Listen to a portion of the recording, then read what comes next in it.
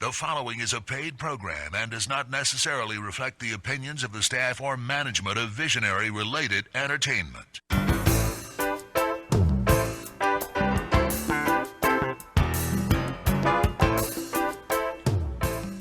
Aloha and welcome to Maui Nonprofit Notes, where each week you will find us talking story with Maui's nonprofit executive directors and staff to find out just how they're working to support those with needs within our community.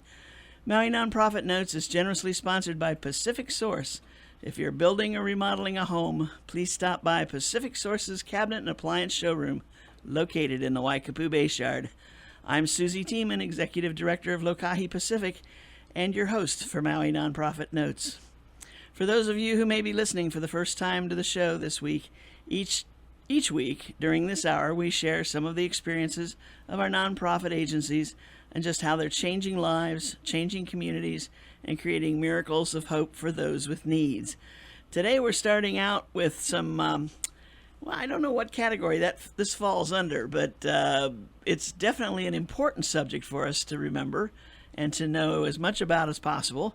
We're going to be talking with Tamara Sherrill, who is the executive director of the, good grief, this is an awful start to this show, Maui Nui Botanical Gardens. Anyway, it's going to get better, folks. Just stay tuned. We're here. Tamara, how's things going at the gardens? Oh, they're great, thanks. We have a wonderful staff, we have a huge volunteer group, and the garden's looking better each day. Thank you. This rain has got to have been a real blessing on the gardens. It is. It's a blessing for the native plants and a curse for the weeds, because the weeds love it too. Oh, that's true, and they don't stop just because you've got great plants and trees and things going over there. Well, eventually they'll all be replaced. I see. Our staff's working hard. I'll bet. So you've got something exciting coming up. Actually, it comes up every year about this time. Yeah, we have our 12th annual Arbor Day 1000 Hawaiian tree giveaway coming up on Saturday, November 7th. It's just a half a day. It's from 9 to 12 at the Maui Nui Botanical Gardens. And if you haven't visited us before, we're actually right at the old zoo site. So we're located at 150 Kanaloa Avenue, which is right across the street from the War Memorial Stadium. And we're a public botanical garden. You know, we're about a 6-acre site that's part of Keopuolani Park, and we're dedicated to the education about and conservation of native and Polynesian introduced plants, specifically for Maui County. And we have about more than 100 labeled specimens of coastal native species and Hawaiian canoe plants, and the garden is a great resource for the community if you want to learn to identify these plants. Some of them actually have become extirpated, or they're populations that they were collected more than 15 years ago, and they don't exist in the wild anymore, at least on Maui. So it's a place where you can see plants that, especially coastal plants and Hawaiian canoe plants, so the old Hawaiian varieties of those plants. And a lot of people come and gather materials for all kinds of traditional uses there. And it's just a good, quiet place to sit and have lunch or come play in the playground as well. So what happened to cause these plants to disappear from coastal areas? Well, in the coastal areas, the very first Polynesian, the Polynesian settlers that became the Hawaiian people, did settle the coasts, and that was a place that people, but they lived in great harmony with the plants and the environmental resources that they found. But rats were first introduced, and then since then, all kinds of other, feral ungulates and invasive species, invasive plants have been introduced since European. Since European contact, and of course the coastal areas are the places that we develop and build, and so it's not just coastal areas, but all of the native forests and the native ecosystems of Hawaii have changed drastically, and a lot of those plants have been lost or are on the verge of being lost. You mentioned feral ungulates? Ungulates, yeah, hoofed animals, pigs and. Oh, okay. Pigs and goats, feral goats, even feral cattle. Those are huge problems for native forests, and not just coastal areas like the Kanaio Natural Area Reserve and places like that, but all the way up to the top of the mountains. There's those animals cause a lot of damage. Right. They don't know where to walk. Well, they And they eat everything. They eat, yeah. Oh, right. And when they eat down to the roots. That's right. Or including the roots. That's right, yeah. And of course, these plants evolved in, they didn't evolve any defenses because there weren't any native mammals in Hawaii. We have 89% of the native plants in Hawaii are unique specifically to Hawaii. They're endemic to Hawaii, and they evolved in great isolation. So they're very, very unique. Now, with the care that the Maui Nui Botanical Gardens staff and volunteers give to all of these, do you foresee a time when there's somebody may be able to get some of these plants to take back to like their homes or to plant in their own yards, or sure are they thing. doing it now? We're doing it now. We've been doing it for almost 15 years now. We donate plants, thousands of plants each year to the community, and we also sell plants. And we don't sell a large volume of plants, but we act as sort of a place where you can get a consultation and you can look at the plants in the landscape and see how they look and see if you're interested in something. They're very water conservative. And then we'll refer people to the commercial nurseries that sell all kinds of native plants for landscaping. And yeah, planting native plants in the landscape is a great idea. It's saves water. It's creating a landscape that's unique to Hawaii. It's really respectful of Hawaiian culture and Hawaii's natural environment. And you're displacing invasive species every time you do that. So. That's true. Yeah. Do you get a lot of people who come in for consultations like that? Oh, yeah, pretty much every day. Someone will call, email, or walk in. Yeah, definitely. We get people who want to, have something identified, or they have a pest problem, or they're looking for a particular native plant, or they just want to see what native plants look like in the landscape and see if they're interested in using them. Interesting. So this Arbor Day event that's coming up was going to be an opportunity to come and get a free Hawaiian tree, and we're going to give away one free tree per person of any age. And this is an event that we've done for 12 years now, and it's sponsored by the Ku'ulanani Urban and Community Forest Program and Maui Electric Company and the County of Maui Office of Economic Development. So we're going to have conservation organizations that are sharing about all the projects that they do to protect native forests around Maui and in Maui County. And we're going to do, they're going to be giving away the trees. So then we'll have 3 free lectures on tree care. And this year we're going to have free Hawaiian cultural activities using native trees. Okay, explain that one. Well, that's going to be fun. We always have the speakers. We've had a speaker schedule, a free schedule every time we have this event. And this year we're going to do, we're going to have Susie Mastroni, who's a certified arborist, and she's going to talk about mulch techniques that improve the health of your trees in your garden. And then Lissa Fox Strohecker from Maui Invasive Species Committee, she's going to talk about an update on the little fire ant issue. And then David Sakota, who's our county arborist, will be talking about recognizing tree hazards. But in addition to these lectures, these free lectures, we'll have some free Hawaiian cultural activities. The first is makahiki games. So makahiki, this is coming on makahiki season, and we're going to have Naleo Kako'o, which is the Parents of Paia School Hawaiian Immersion Program. They're going to be doing about 5 different makahiki games, including we'll be using Hawaiian banana trees, Hawaiian maya, and using them as once they've fruited, they die. So we can cut the stumps and you can use them for target practice. And so ihe is one that we're going to do, ihe or spear throwing. And you get to try to, and it's very satisfying. It's a very satisfying. In fact, maya was used, I think, as a substitute in ancient Hawaii. It was a substitute for a person. If you needed to sacrifice, you could use the maya tree as a substitute. So, and the ulumaika and all kinds of other makahiki games. Ulumaika is when you roll a stone between 2 pegs, and it used to be actually used an ulu fruit, which is a beautiful tree, a beautiful Hawaiian tree. We'll have lei making, so you get to sit down and learn to make lei and make your own lei. That's with Nā Kamehameha Pa'u riders. And the Maui Kapa Hui is going to be demonstrating and allowing you to try your hand at kapa making. And also ohe kapala. So kapa is, I will talk a little bit about that later, but that's a really beautiful product. It was the Hawaiian bark cloth, the cloth that was used for clothing and for bedding. And ohe kapala is a tool that was used for stamping and for making patterns on kapa. And then we'll have lauhala weaving demonstrations, which uses the hala tree. And we'll have a cordage making, kaula cordage making, using the fibers from the hau tree.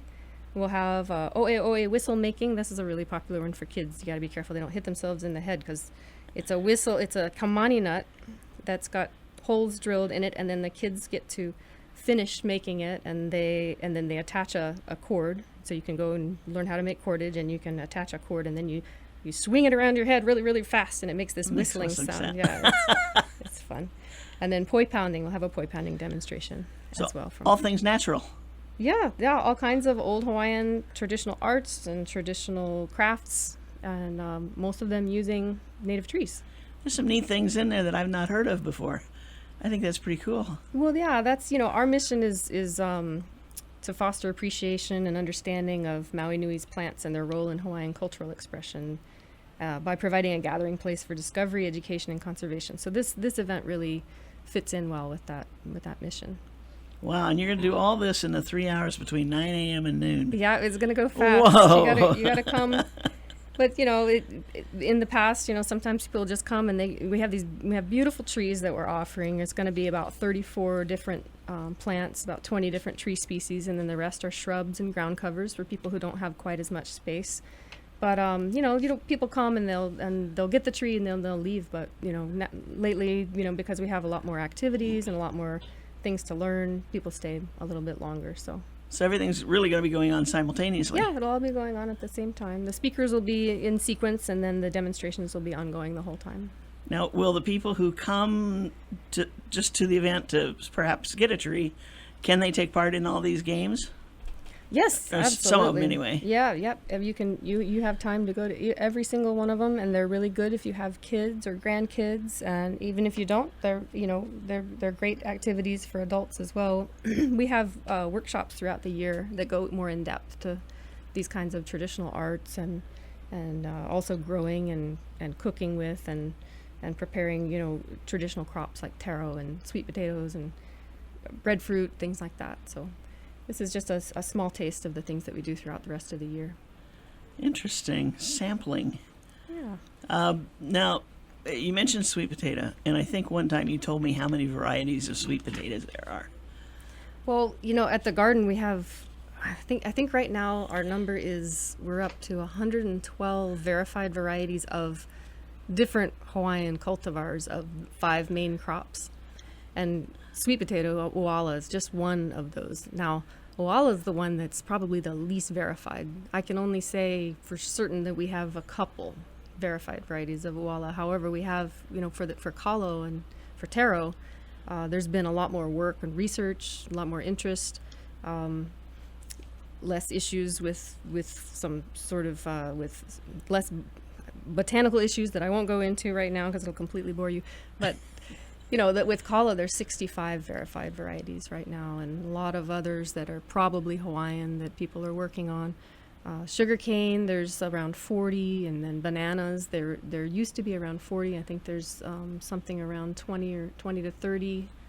So yeah, and then kava or ava is the other crop that we work with, and I think there are 13, old Hawaiian varieties that are still in existence. Of course, there used to be dozens and dozens more, maybe hundreds more of all of these, but that they haven't been grown in a long time, and they're not as widely grown. So one of our missions is to keep those old varieties in existence. So we give away, hundreds to thousands of those every year as well. Wow.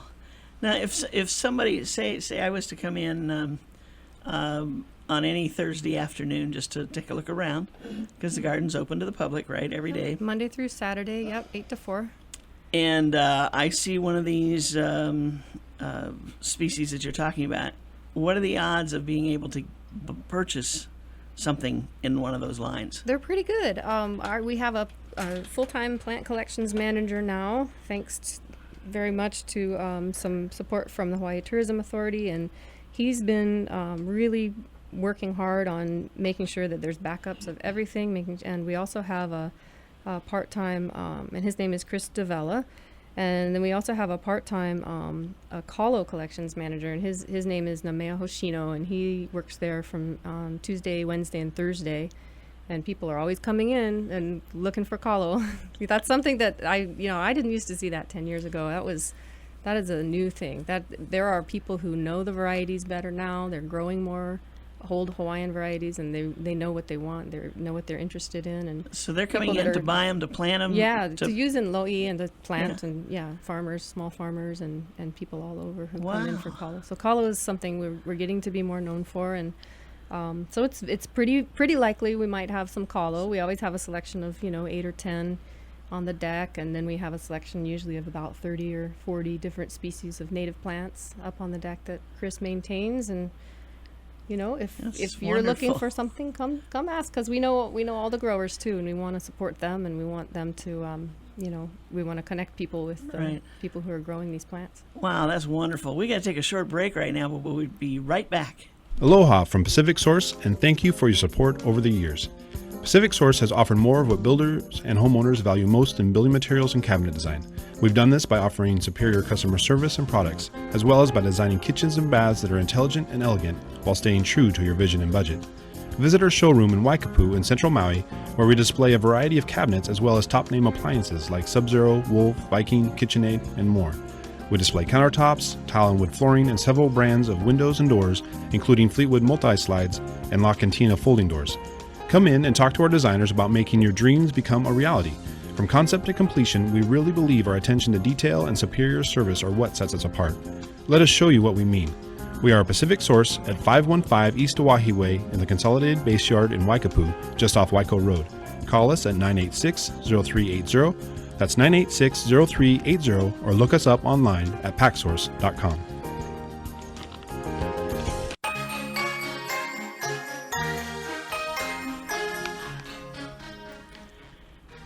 And we are back. This is Maui Nonprofit Notes, the weekly radio show where we talk story with Maui's nonprofit executive directors and staff to find out what they are up to in our wonderful Maui Nui. We're talking with Tamara Sherrill here, who is the executive director of the Maui Nui Botanical Gardens.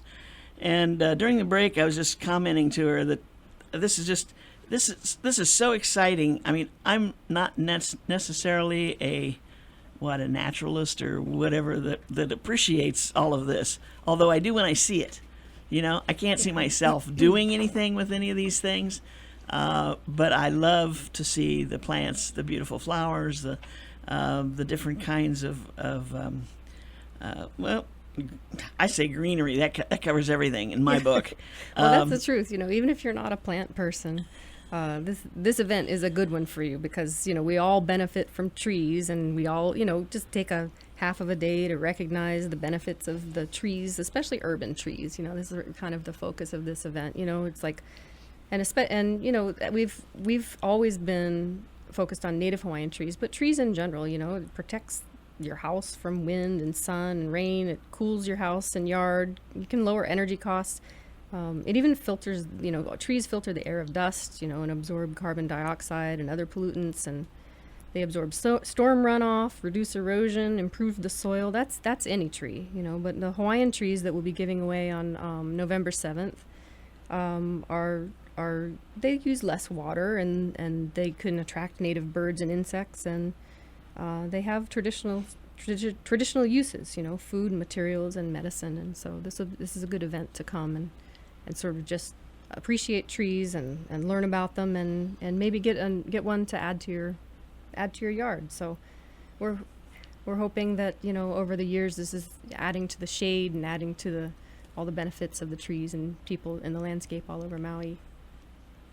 It's true. I'm looking through this list again, and I see ohia. I've got several ohia trees in my front yard. Oh, good. How Yeah, that's a about that? popular one. Yeah, We'll have plenty of ohia this year. And it was, and I remember there was one that somebody told me about and said you really need to put this in the corner. I have a little garden area by the side door, and they said you really need to put this plant here because it's just gorgeous. It's got little flowers on it, and it's not going to grow fast, and you're going to love it. And I can't say anything bad about it. And so you write down the name and you go looking for it. And so I picked up, and I can't even remember where I found it, but I picked up the tree that I thought they had given to me to get, and it's got thorns all over it. Oh, and that's I'm going, not what the ohia. heck? No, that wasn't ohio. I know Oh, it wasn't it was ohio. something else, yeah. Yeah, and but anyway, so I was showing it to him, and I said, "This doesn't even look like what you were showing me before." And she says, "It's not the same tree." And I said, "Well, look, here's the name off of the tree and the name you gave me, and there's like 2 letters in the middle of the name that are different." And it just was night and day in the product. Oh yeah. Oh gosh, that's funny. We were just talking about that today.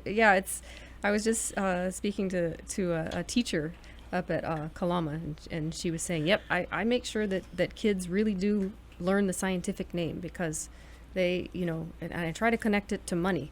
If you're a farmer and you're growing this variety of ginger and that variety of ginger, the difference could be $5 a pound, and you need to know. And that's what makes it."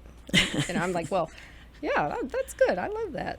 That's really good. Yeah. But that's at this event. This is even if you don't know anything about plants, there's going to be so much information. We have tons of volunteers and plant experts that we recruit from different organizations, and they can connect you to a particular tree that will work in your in your area. In fact, we'll have these posters up all over that say, if you will plant your tree in, and then there's 5 different zones that include all of the towns, and it'll tell you exactly what trees will grow where. Oh, that's in those cool. zones. So, if you're in Zone 1, which is Haiku, Huelo, Olinda, Nahiku, Hana, or the Upper West Maui Mountains, you've got a whole list of the trees that'll grow well and which ones you'd need to provide supplemental irrigation for. So, yeah, so some of the ones that we're going to be featuring are, one is Walke, the one that I was telling you that makes kapa. It's the kinolau, or the body form of the Hawaiian god Kane, and there used to be an abundance of different Walke varieties throughout Hawaii, but it's actually pretty rare now. And the one that we grow at Maui Nui Botanical Gardens actually originates from Iao Valley, and it's a variety called Po'aha. It makes a really beautiful white kapa. And we'll have kapa makers Lei Ishikawa and Lisa Raymond that are going to be letting people try out making kapa and demonstrating how the tools, ohe kapala, are made for stamping designs. And we're also going to have kamani trees to give away, and that's one that was really favored. It's a Polynesian introduced tree. It was favored for its wood, and it has beautiful fragrant flowers and these round kind of golf ball sized seeds. And the seeds have an oil that was extracted that was used for waterproofing kapa and for other uses. And you can take those nuts and use them to make lei, and also to make that whistle that I mentioned before, the oe. Wow. We'll be making those as well. You use every part of the tree. That's right. We'll be giving away hala trees. That's, some people call it pandanus or screw pine, and that one it would take too long to go into all the uses of the hala tree, but most people know it from some people call it lauhala tree, but lauhala just means the leaves of the hala tree, and those leaves, of course, were used for weaving hats and purses and bracelets and floor mats, and they lined roofs, they weave pillowcases, fans, mattresses, mats for gathering salt. So they will have a station on November 7th at Maui Nui Botanical Gardens where you can learn to weave simple items using lauhala. That's terrific, and to think that this is all just down the street from here. Yeah. The station is located at corner of Central and Main, and so we're talking a half a mile away, maybe. Yeah, exactly, right down the hill. Yeah, perfect. About how many people will show up for this event on Saturday? Well, I think it'll probably be around 1,000, not counting the participants who are there, the conservation organizations. I think we've got about 12 conservation organizations that are going to be presenting, and including... So you'll have enough trees for everybody. Oh yeah, we should have plenty. We're going to have more than 1,000 trees, so come one, come all. Hey. Bring your whole family, one per person. You can get... I remember one year my neighbor came home and had 4 of them. There's 4 in the family, right? Oh, right, Had yeah. them in the back of the truck, and we're unloading them there in the front yard. And, hey, where you been? That's before I knew about this event.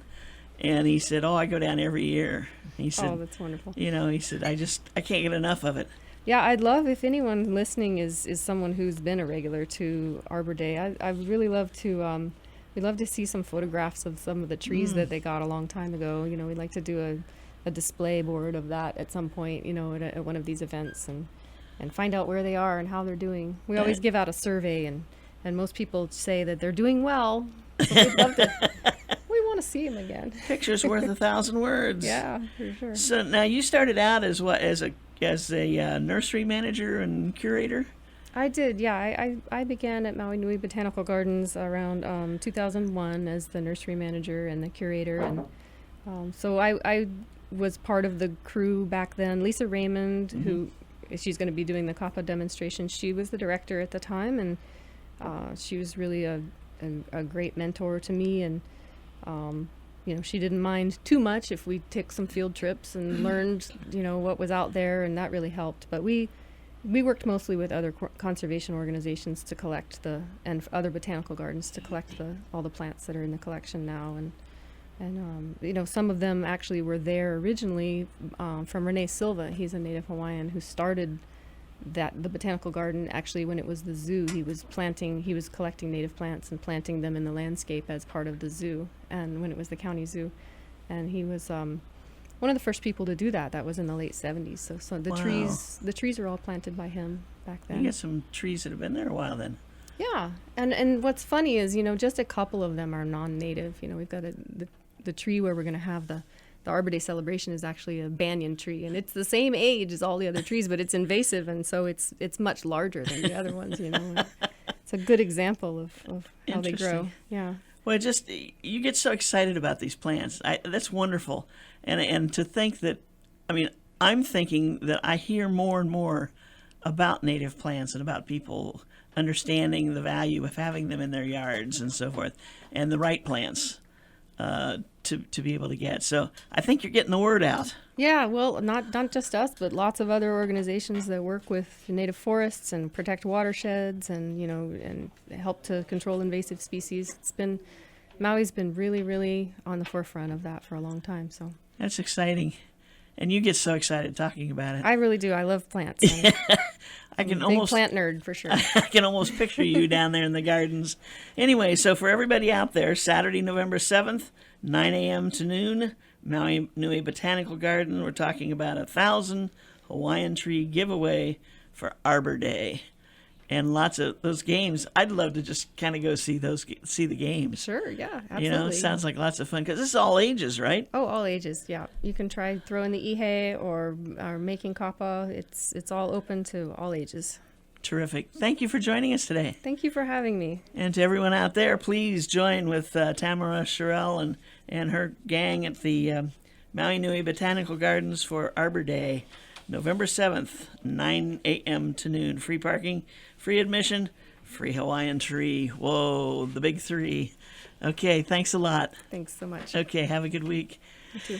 We're going to shift gears now. We're going to be talking about a new organization that is just beginning to be heard about on the island. And we have Brooke Brown, who is the, I guess you're officially the executive director, right? Okay, and the name of the organization is Nakeki o Emilia. Emilia. Why did I have trouble with that?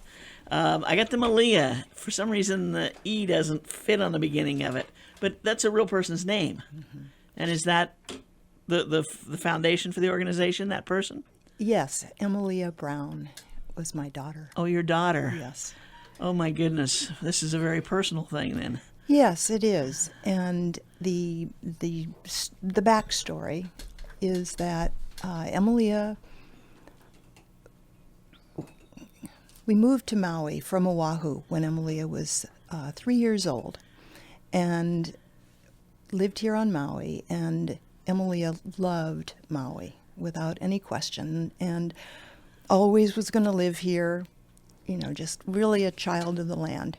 And Emilia married J.B. Gard, longtime sweetheart, and was very happy here. She taught at Seabury Hall for a while, worked at the Y, really a healthy person, did all the right things in terms of self-care.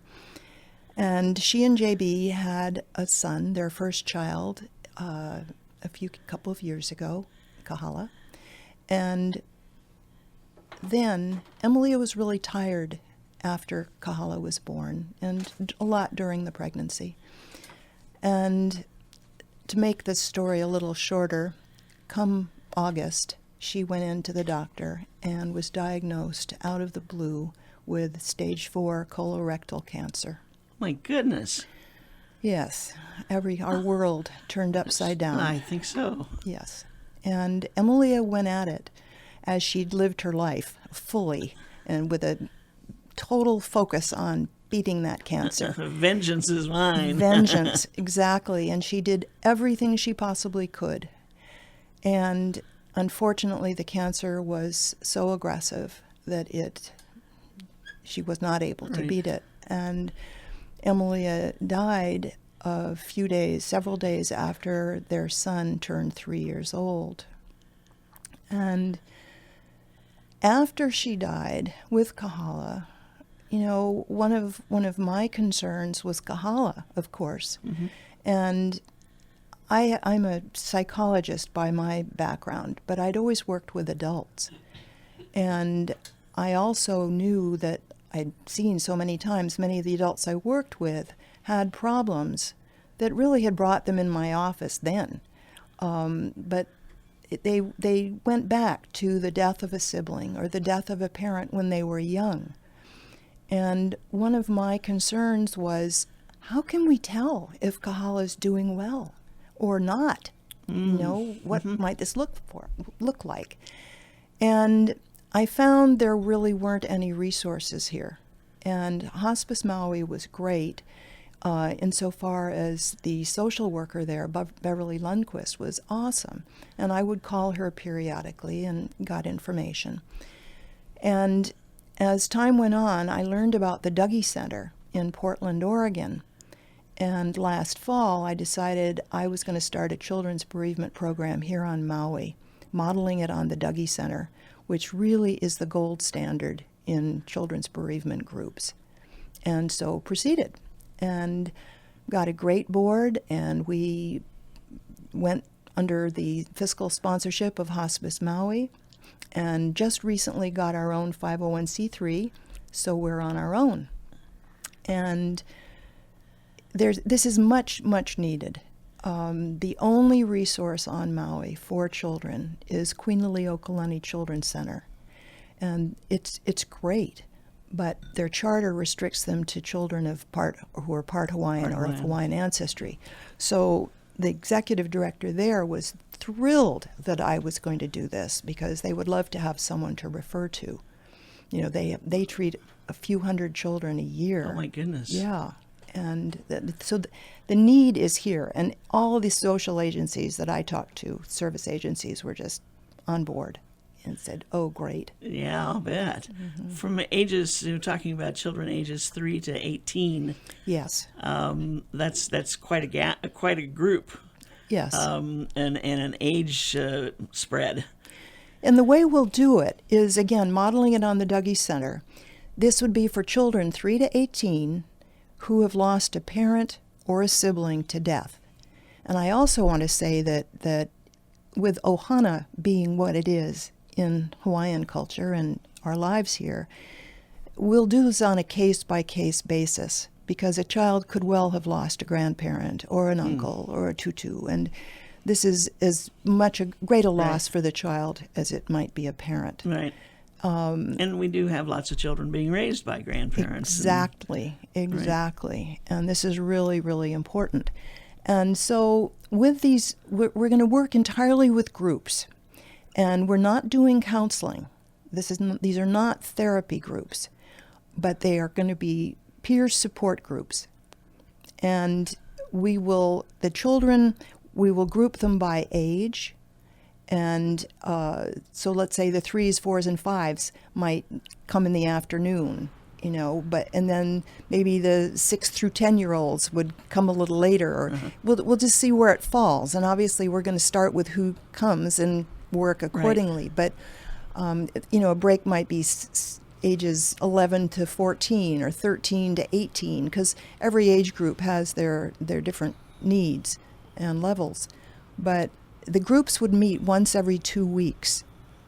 And the deal is that your parent or your adult caregiver comes too. Oh, to the same group? No. But concurrently. Oh, okay. So that they have their group. They have their group. And so the older kids, for instance, would meet in the evening. And what we'll do is we'll have a potluck dinner that we will supply.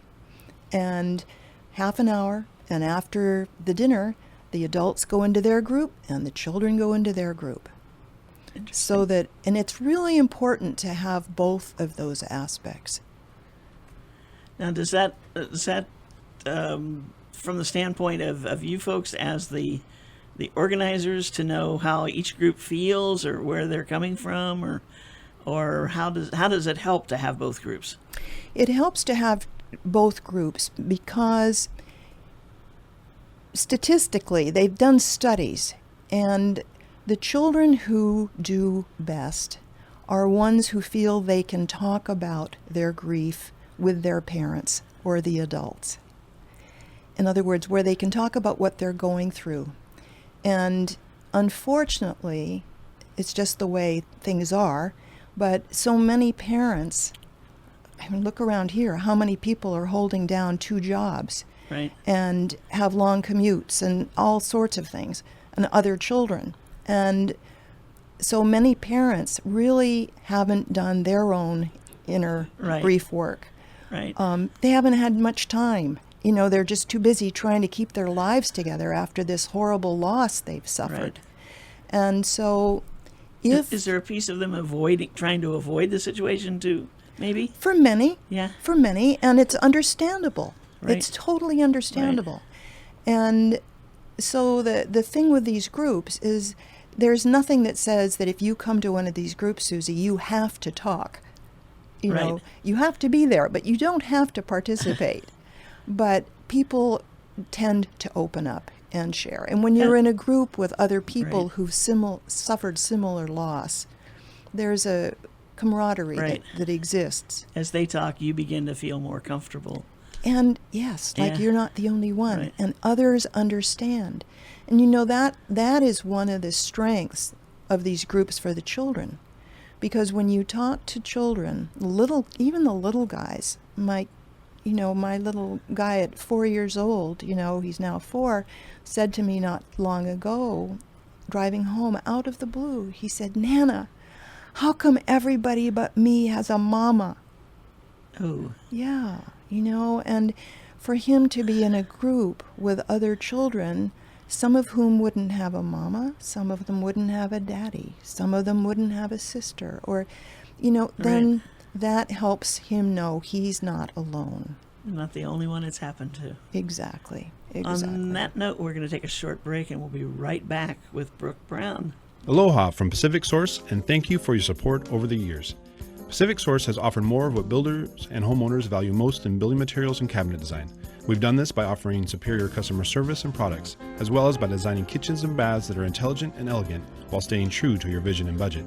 Visit our showroom in Waikapu in Central Maui, where we display a variety of cabinets as well as top-name appliances like Sub-Zero, Wolf, Viking, KitchenAid, and more. We display countertops, tile and wood flooring, and several brands of windows and doors, including Fleetwood multi-slides and La Cantina folding doors. Come in and talk to our designers about making your dreams become a reality. From concept to completion, we really believe our attention to detail and superior service are what sets us apart. Let us show you what we mean. We are a Pacific Source at 515 East Oahe Way in the Consolidated Base Yard in Waikapu, just off Waiko Road. Call us at 986-0380. That's 986-0380, or look us up online at packsource.com.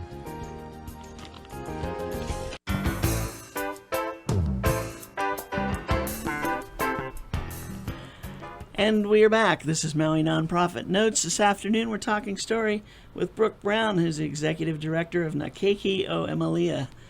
Slipped right through there, didn't we? You did. Oh, boy. Beautiful. I can learn. We'll see if I do that at the end of the show, if I do it right. Anyway, wonderful new organization that's just getting started, working with children who have lost parents, perhaps siblings, or grandparents, or whoever it is in their life that is suddenly missing. And I think that, to me, is the big part of it. Someone who was always there. And for some of these kids, I mean, if they're 3 years old, they really didn't have a chance to rely on mom very much because they're not at that age yet. But at some point down the road, I think you were making the statement just before the break, why don't I have a mother? Where's mom? Do they feel like they used to have a mom? Why did she leave me? Does that all come into play? I can't answer that from the inside out, Okay, and all right. that didn't happen to me, Right. which points to everybody has their own experience. But I can say I've worked with a lot of adults who tell me that as children they felt something was missing. Ah, okay. So there's no question that in a healthy parent-child bond, there is just a deep-seated emotional, psychic connection. Uh-huh. And I have no doubt but that Kahalakea doesn't feel that his mom is gone. He misses her at times. Yeah. You know, he talks about it. And this is good that he can talk about it. But you know, the thing that was shocking to me is when I talked to one of the things is when I talked to the director of the Dougie Center, when I was looking to start something, I said, you know, I don't know how many people we might need to serve. I mean, and she said, oh, I can run a statistic for you. And there's a formula based on the latest census. And according to this census, the most current one, there would be 1,802 children under the age of 18 in Maui County who have lost a parent to death. Oh my gosh. Yeah. And that's just a parent. That's not a sibling. Okay. That's a huge number. And my feeling Yes. was, you know, even if you took 10% of that, it's still a large number. Right. So, My you know, goodness. the need exists. Whether people come or not, I don't know. But one thing that I really would like to say is that our groups are going to be free. We are not charging for any services here, so that we are going to be completely dependent on grants and gifts from people, you know, donations, you know. But no child will need to not come because they can't afford it. Right. That's not it. That's not Right. it. So now you've started some groups at this No, point? Not we yet? haven't. We were waiting to get enough money Okay. to afford training our facilitators. Ah, okay. And we just received a $5,000 grant from HCNS that's going to cover our training. Wonderful. So we're going to be trained. A few of us are going to be trained by the head trainer of the Dougie Center, who's going to come here to Maui in January and train us. And then we, in turn, will serve as the group that will train our volunteers, because we will be an entirely volunteer-driven organization. Well, You that's know, wonderful. We're counting on volunteers to lead our groups, Right. you know, to help with different tasks. So, if in looking for volunteers to do this, what are you looking for in a volunteer? People who would like to do this. Okay. In other words, if somebody would like to lead a group, I would have them contact me. We don't want people who haven't done their own work. In Right. other words, it's like, don't come to a group to work on your own grief. But many people whom I've spoken with, again, lost a sibling or a parent when they were young. And they know the pain. They've walked that territory, and they would like to lead a group.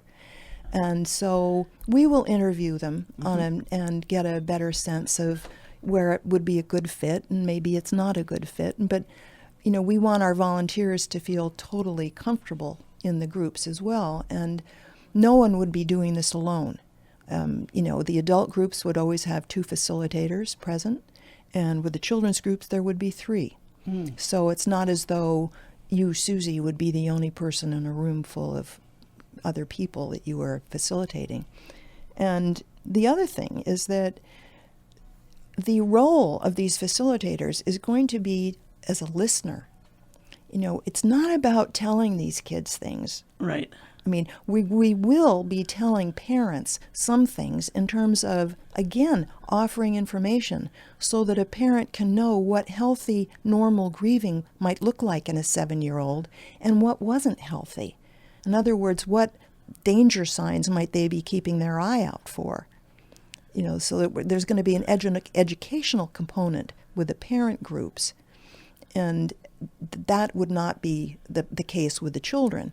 With the children, it would be creating a safe place where they can talk about their experiences or the person that they miss or not. You know, that the goal with the children is really for them to create new friends with other kids in similar situations, so they don't feel alone. Right. Because and facilitate activities. They're not going to be sitting around talking about the person who's died for ages. I mean, we'll have painting, we'll use movement, music, dance, activities that the kids can do, because they'll bond while they're doing it. Right. And one of my visions down the line is that we could do maybe quarterly family activity days, so that maybe on those days kids from Hana or maybe from Molokai and Lanai could come and join us for the day, because those places are too far away to come for a weekly or every 2 weeks for a group. But maybe we'll have host families that people would like to support the group by saying, yeah, these people from Molokai, they can spend Friday night with us, and get them to the venue. I mean, that's interesting. And we'll do our groups. Hospice Maui has very kindly said we can use their meeting rooms in the evening, so we can do our groups there in the evening. So we'll be centrally located. Very good. Yeah. Wow. You've done your homework. I've worked at it. Yeah, you have. Yeah. Now, this Dougie's. The Dougie Center? Dougie Center, I assume that's named after a child who lost a parent. Actually, it was named after a child named Doug, who was a pediatric cancer patient. He had cancer, and Doug died many years ago. I don't know the exact year, but there was a social worker who noticed that he would cruise his pediatric ward, going visiting all the other kids. And the other kids always felt better after Doug had been there. Dougie had been there and talked to them and visited them. And so from that, she started running these groups, peer support groups, in her living room. Uh-huh. And that was the genesis of the Dougie Center.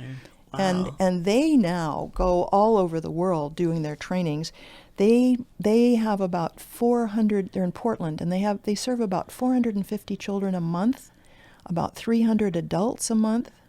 They've got like 27, I think I read, concurrent adult groups, and they've gone into some young adult groups and older things now too. But it's just grown.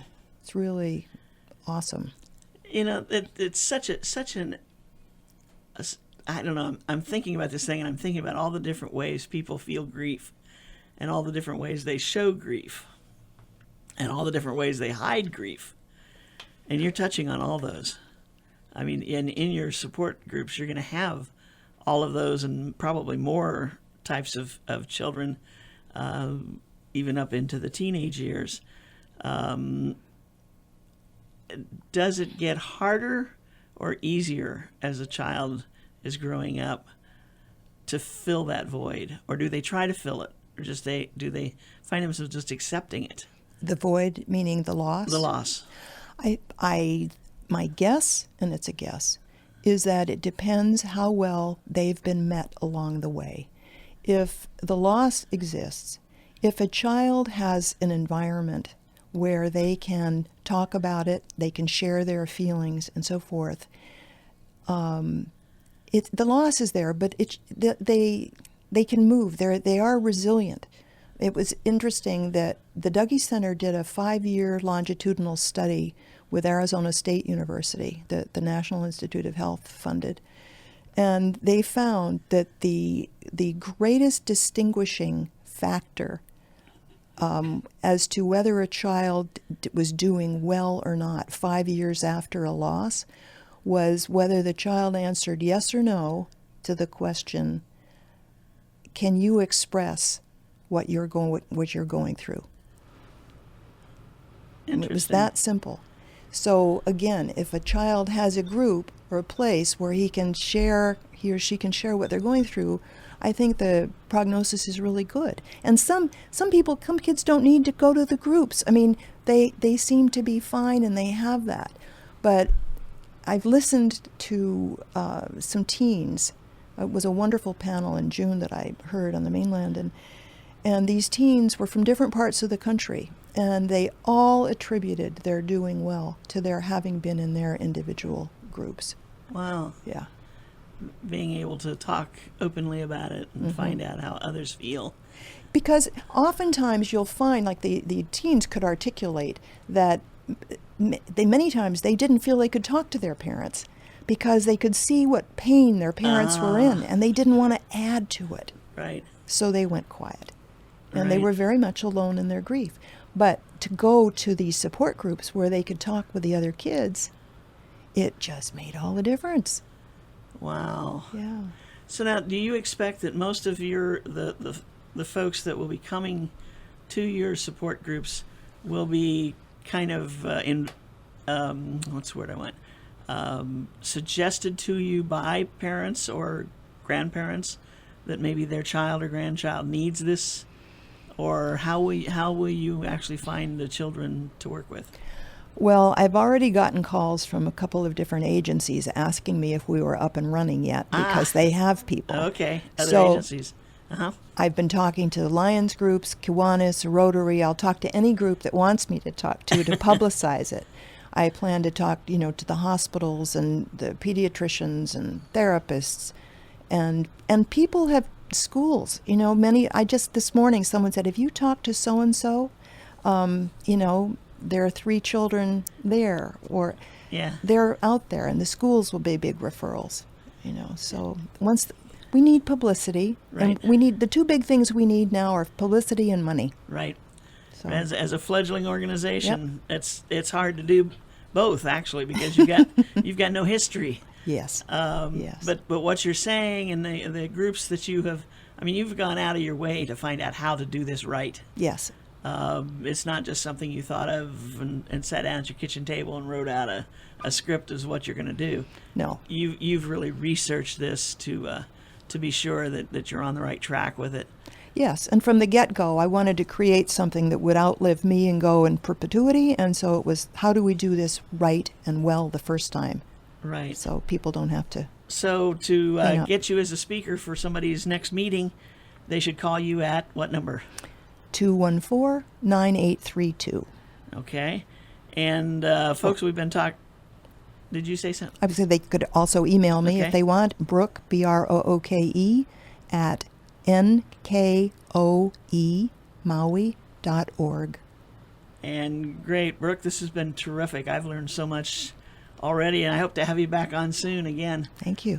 so that we can talk more about KKO Emilia. Thank you. Wonderful organization and wonderful job of creating the organization. I look forward to great results. Thank from you very much, Susie. Thank you, Brooke. Maui Nonprofit Notes. Hello.